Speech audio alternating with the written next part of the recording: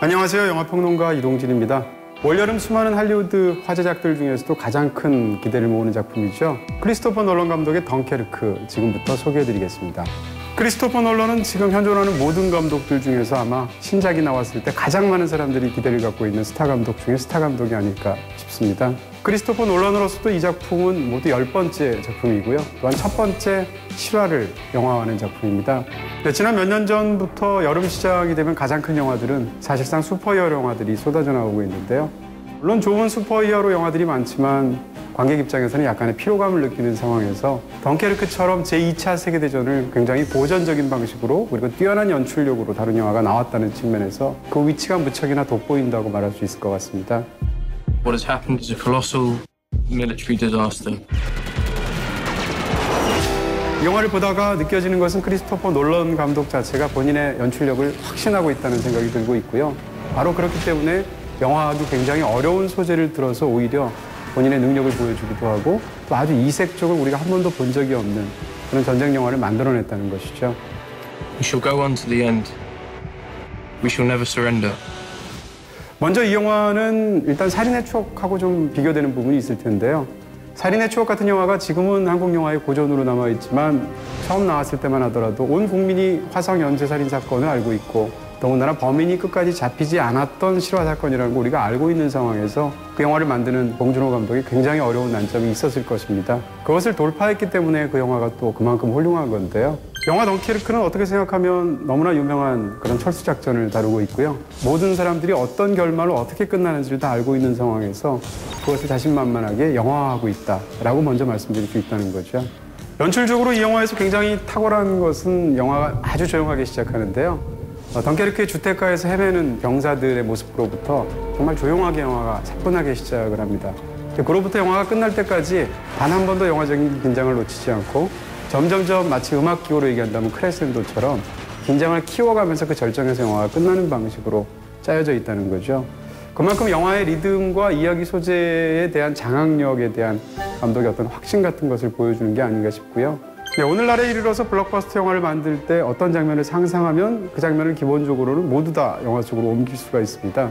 그렇지만 크리스토퍼 놀런은 어떻게 보면 연출적인 입장에서는 CG로 쉽게 갈 수 있는 그런 상황에서조차 실제로 촬영을 감행하는 것으로 굉장히 유명하죠. 대표적으로 다크나이트에서는 그 거대한 트럭을 실제로 180도 전복시켜가면서 촬영을 했고요. 시카고에서.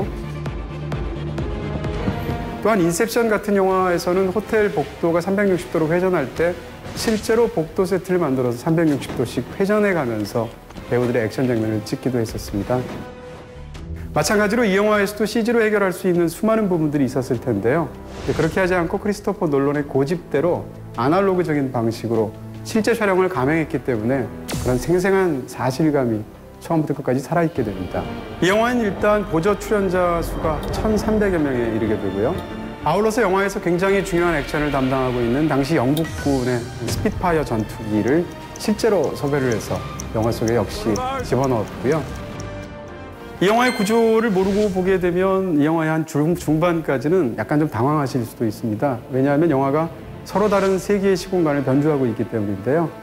첫 번째로 이 영화는 육지, 다시 말해서 해안을 포함한 육지에서는 일주일간의 이야기를 다루고 있습니다. 바다를 기준으로 얘기한다면 하루 동안의 이야기를 다루고 있고요.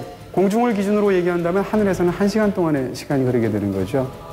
과연 이렇게 세 개의 서로 다른 시공간이 어느 지점에서 만날 것인가를 눈여겨 한번 보신다면 그것이 영화적으로 굉장히 중요한 포인트가 될 것이다 라고 먼저 말씀을 드릴 수가 있고요.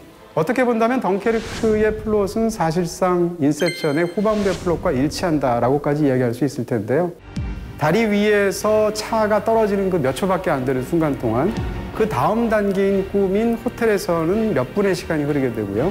거기서 호텔 복도에서 액션이 벌어지는 동안 그 다음 단계의 꿈인 설원에서는 상대적으로 몇십 분의 시간이 흐르게 되는 거죠. 이렇게 공간이 달리하게 되고 또한 이 세 가지 꿈을 꾸는 사람들이 인셉션에서는 전부 다 다른 사람인데요. 이 마찬가지 방법이 그대로 이 영화 덩케르크에 적용되었다고 볼 수 있을 것입니다. 강렬한 생존의 드라마를 만들어내기 위해서 이 영화는 서로 다른 물리적인 시간을 영화만이 구사할 수 있는 영화적인 시간으로 통합하는 마술을 통해서 관객을 동참시키고 있다라고 얘기할 수 있는 거죠. 크리스토퍼 놀런은 사전에 공개된 인터뷰에서 이렇게 말을 했습니다. 덩케르크는 전쟁 영화가 아니다.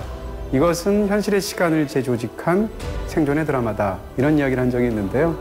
물론 덩케르크는 전쟁 영화입니다. 하지만 전쟁 영화라는 특징보다도 더 중요한 것은 이 영화가 휴먼 드라마, 생존의 드라마라는 사실일 텐데요.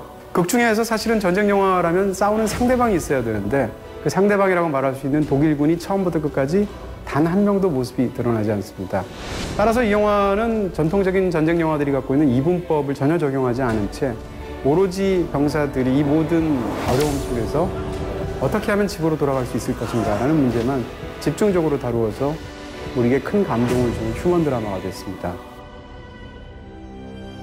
그리고 또 한 가지는 이 영화가 어떤 영웅서사가 아니라는 측면에서 훌륭하다는 건데요. 많은 전쟁 영화는 그 전쟁 영화에서 승리를 일궈낸 몇몇 뛰어난 군인들을 보여주는 것에 영화적인 역량이 집중되어 있습니다.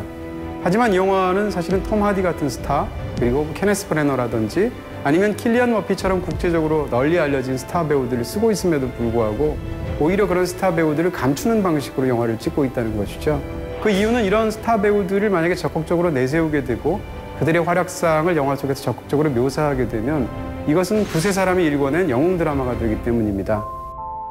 그런 측면에서 본다면 함께 힘을 합친 인간들의 생활 드라마가 얼마나 우리에게 큰 감동을 보여줄 수 있는지를 잘 보여주는 그런 아주 잘 만든 드라마라고 얘기할 수 있을 것 같습니다.